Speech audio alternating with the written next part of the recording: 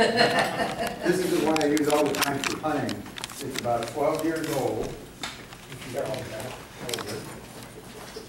We're kind of limited by the length of this cord. This is American made too. Well, both of them are. Have you tried any of the more modern ones? I have one of these, but my wife only uses it. Mine is made in France.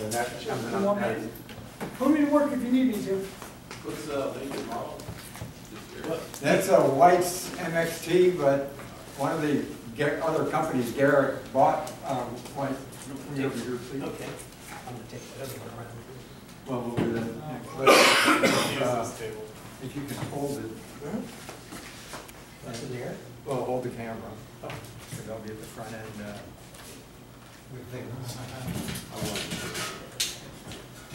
I think you're going that way. Turn it around. Get it? We don't want a picture of you, Scott. We're like right here. Okay. These are the controls. They're analog rheostats, so it's fairly old technology. If these can find any type of metal, anything that conducts electricity. We find rings that are made out of stainless steel, titanium, tungsten, gold, silver, and platinum, and everything in between. And something else that conducts electricity is salt water. And they have you're on a salt beach. Zero in on that right there. Okay. It has a setting for being on a salt beach. And if you're up in the mountains looking for gold, it has a setting for prospector also. So it's got a few extra settings. And if I turn it on, and I love that sound. let's see, we'll start with a nickel. Oh, maybe the ID? Yeah, up here, mainly the VDI. Okay. It's not,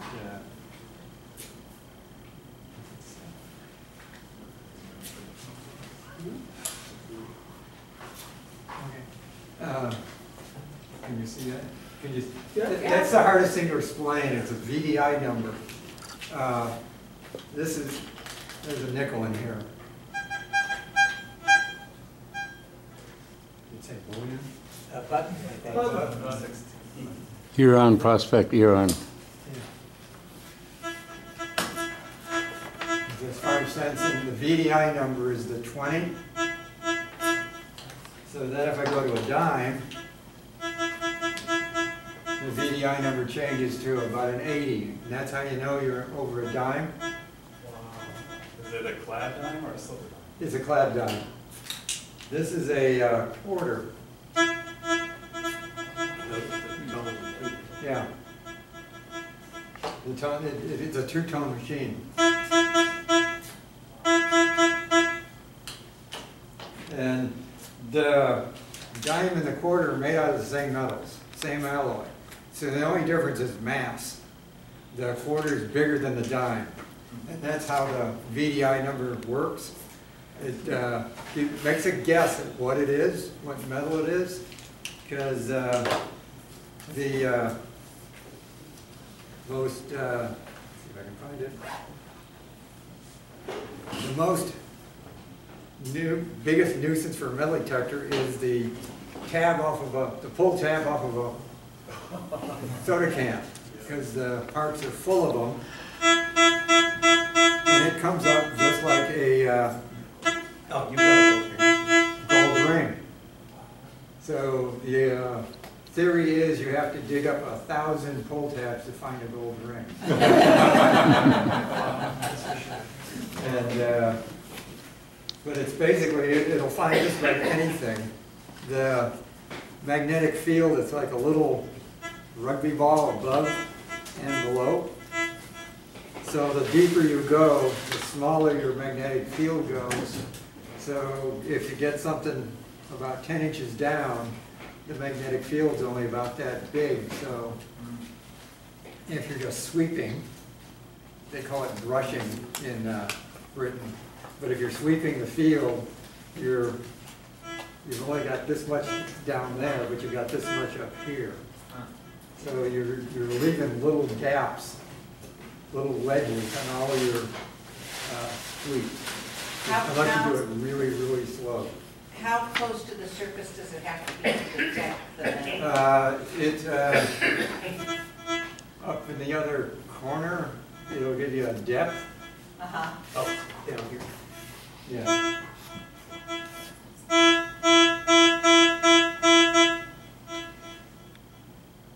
Where's your depth on the, is it the bar? Or is it actually in inches? It's usually inches or, I didn't see it.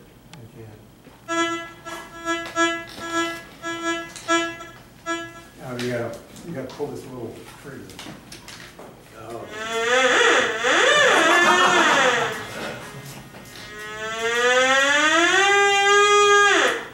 So, A foot? I mean, can you it's tell about what a 12 foot? inches down, but Okay, you gotta be right over the thing to get it on it. I use this one in the parks because the parks are really trashy. So it's a small coil and you have less trash under the coil, so it can find what the target is. It can come to a decision of what the target is quicker. Okay. So when you're going along, get a beep, and then you go back and investigate it, and it'll figure what it is. Now, some people have bigger coils, they go deeper, but you're in a trashy park, You'd make you're a big picking up one. everything, Yeah. and you're not sure what's under there. Like I said, this is an analog machine, it's about 12 years old. So Scott, in terms of settings, be it for like gold specifically or silver specifically, is that, or are you just finding mass metal? Mass, like I said, if it's a 20, it's probably a nickel. If it's in the 60s and 70s, it's probably a copper penny. So not metal specific? Like I said, you have to go by the VDI number, and the scale on this is 1 to 100. Some of the other ones, it's 1 to 40. So it's almost like learning a foreign language. I can speak whites, I can speak apex, I cannot speak Mindlab, but I tried that. And after a while, you just got to know your machine. Yeah. And So it takes a while. what's the coolest thing you've ever found? My wife. A lot of people ask me that because we're out in the park and people stop by and they're watching us and they'll ask what we're doing and stuff like that. And, that's my standard answer. But I found 1921 peace dollar. I found 3 silver rounds. And I found an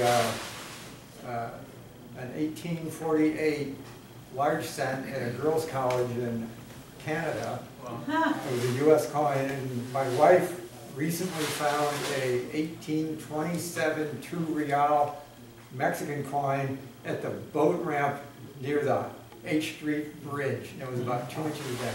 Wow. So they're out there. Yeah. Makes you wonder though where it came from, huh? I brought in my seeded coins that I found over 34 years. I probably found 8 or 9 seeded coins. One of them's a $50, Carson City, if you know. Very cool. It's a little environmentally damaged. I'm sorry, Scott. The oldest coin I ever saw found on a club was a draped bust $50. Oh, yeah. But it was so worn you couldn't see the date on it. Yeah. But they were from 1805 to 1837. It was right on Auburn Boulevard. Wow. Near what? Very cool. Marvin. Yeah, it was Marvin. Very cool. And, Get the apex out? yeah. This is a more modern detector. It's digital, and it even has Wi-Fi earphones without a cord. They'll talk to each other. And the pinpointer will talk to it too. The pinpointer will talk to the If you get a headsets. pinpointer that'll talk to it, I'll explain what that is. Um,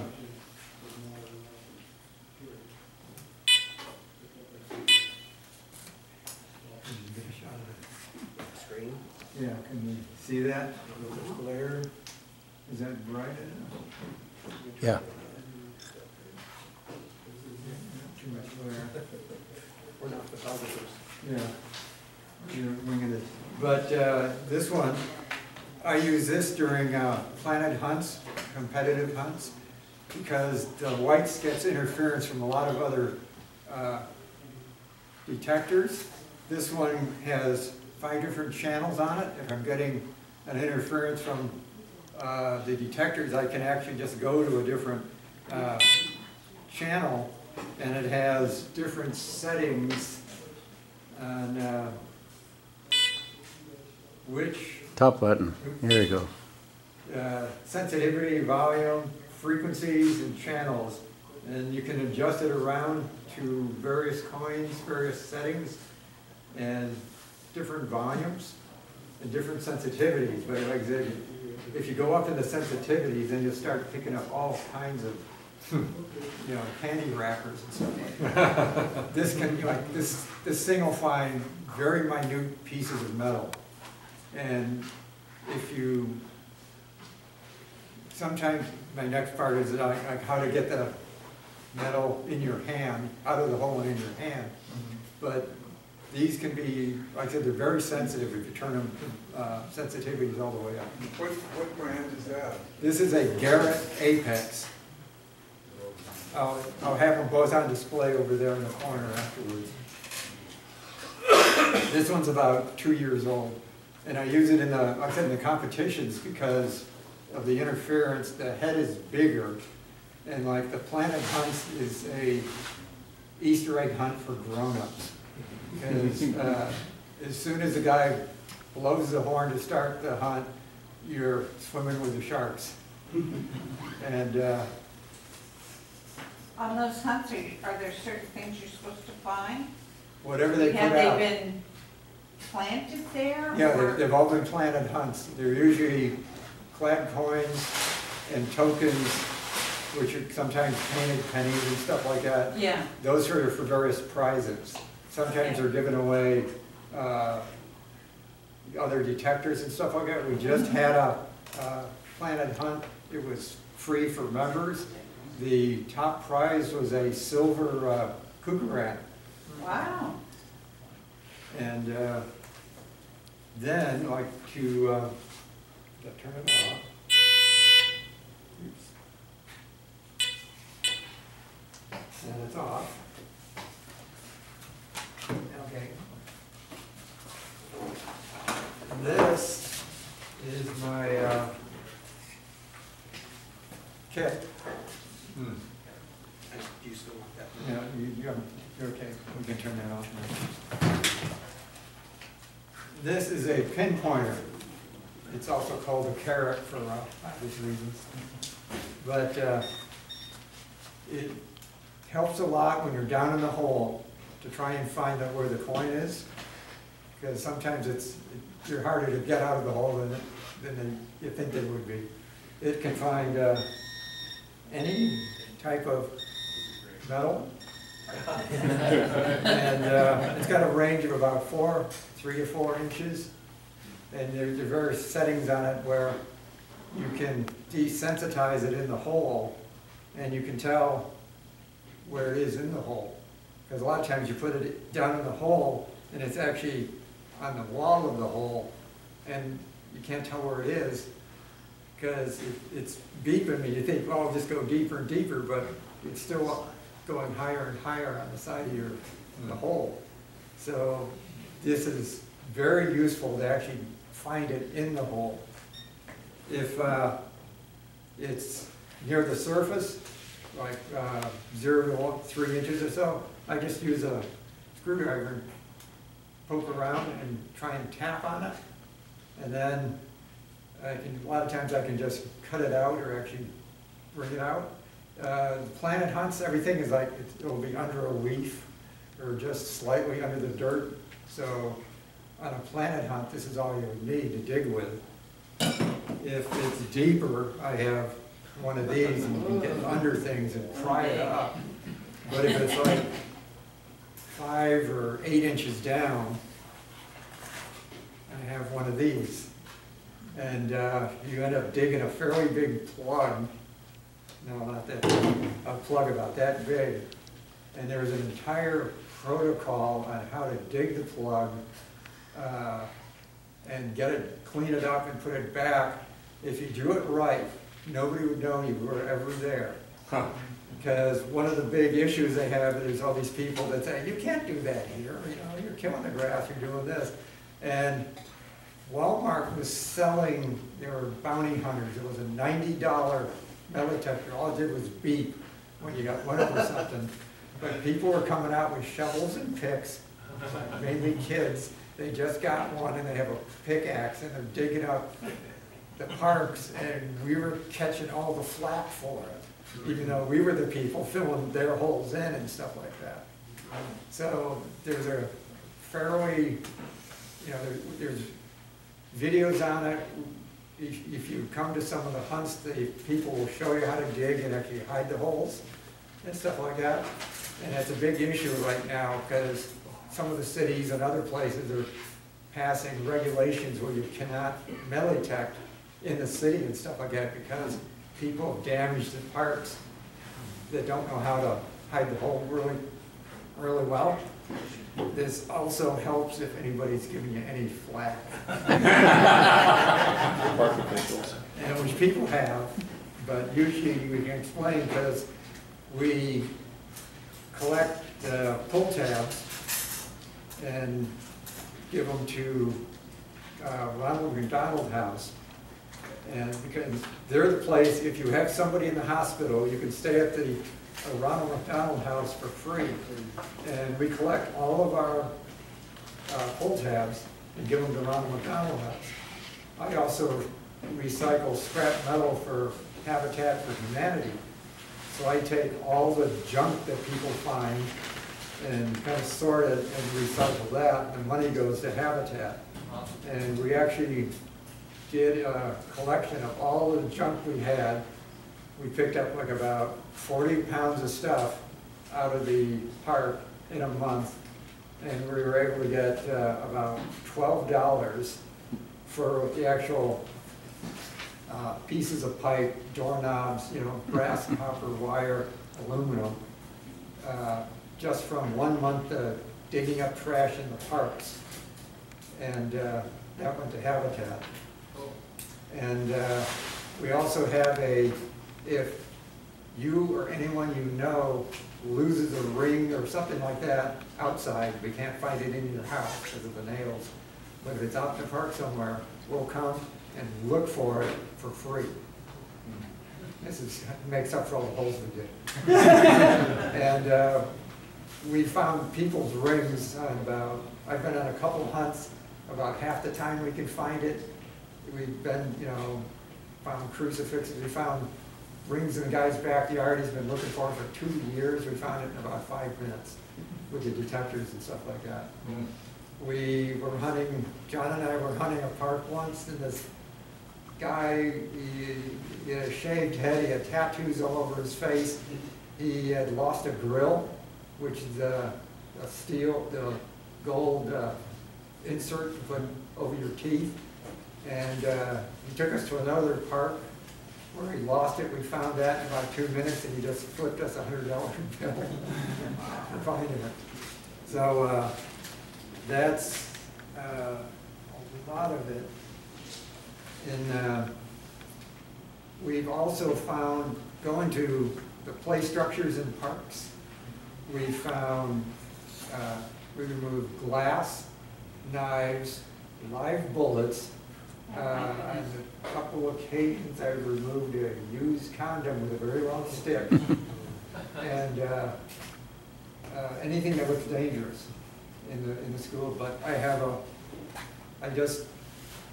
about 2 weeks ago, I had about a 12-pound box of used batteries.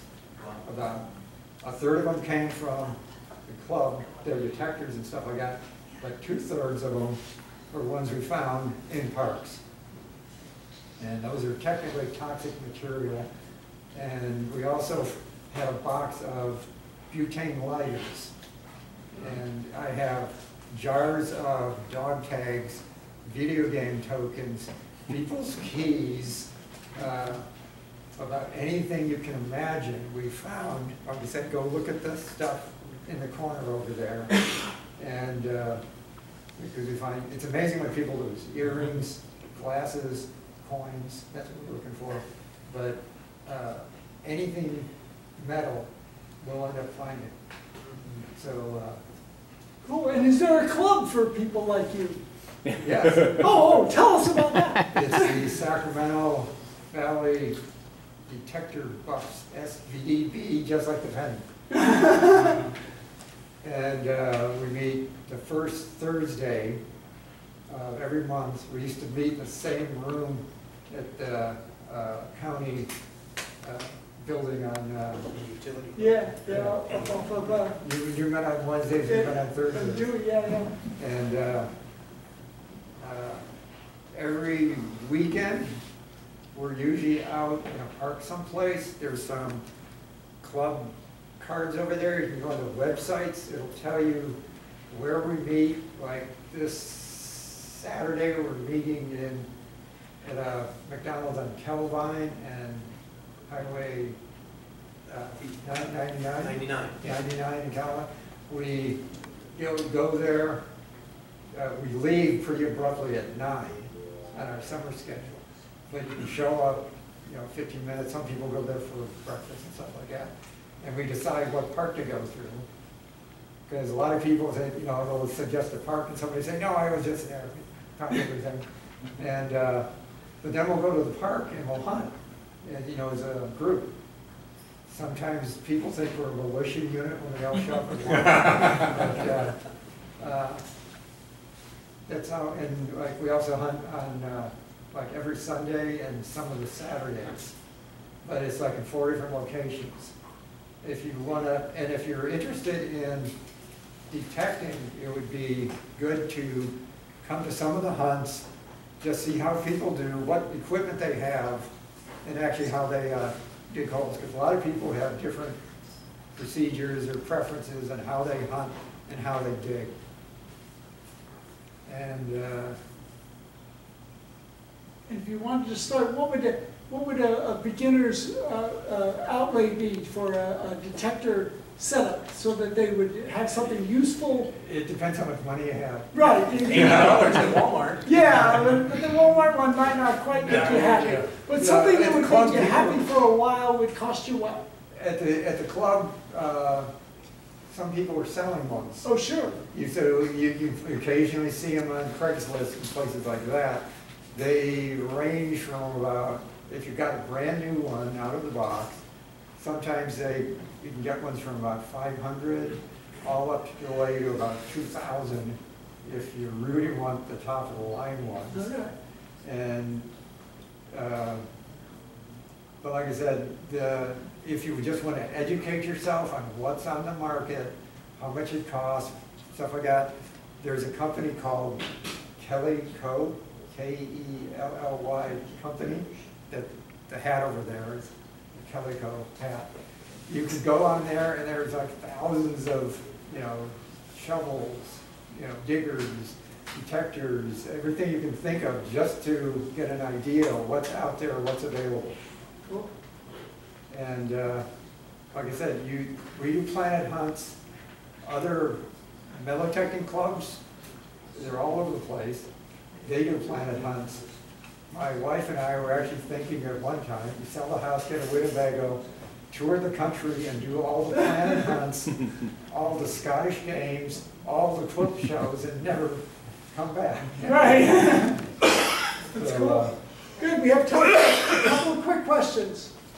Nancy and I have been detecting since the 80s, and our best find was a Nazi campaign medal into Russia. We found that at an elementary school in Hayward, about 3 inches down. We belonged to the San Leandro Metal Detecting Club then, and they were just, what did you find? And so we found that. And unfortunately, we're from Paradise. We lost all of our stuff we found since the 80s. We found quite a bit since that time. So.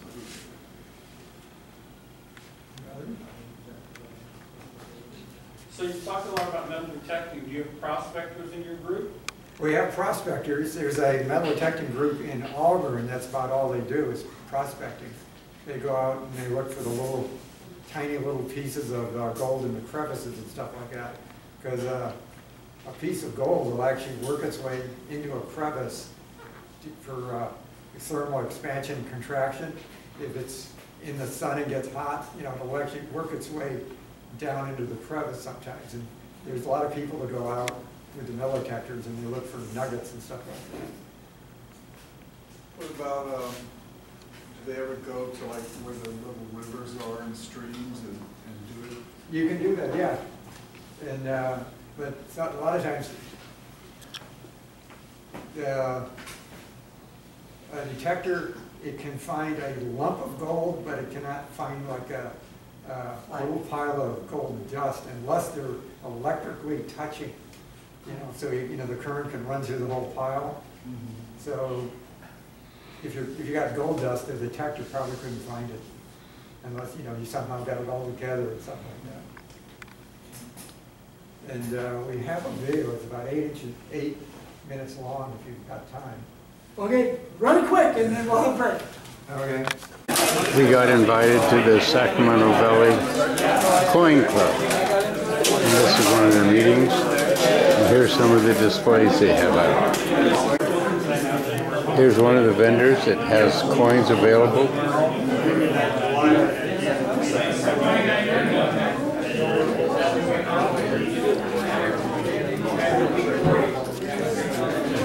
Beautiful coins.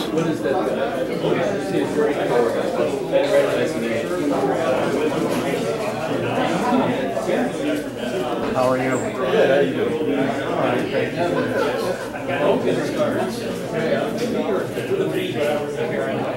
A couple gold coins. Here's my favorites right there. Beautiful mix.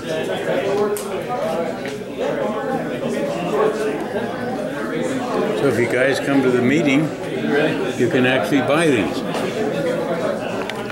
You better say yes. There's some more coins that are available. They're really neat coppers. Look at the neat coppers.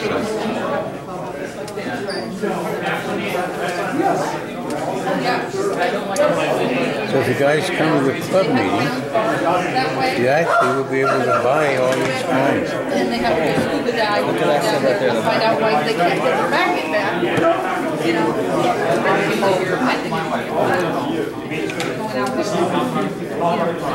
Is it okay if I do your owner here?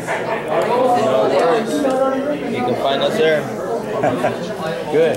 Thank you. Here's another table that has some coins and stuff available as well. Look at these beautiful old coins. Half dime. Thank you very much. I'm sure that's I think we got it. It's okay? That's good to me. All right. Just Thank you very much. You got your dollars and look at all those. Keep my goodie. A whole batch here. Enjoy that. I will.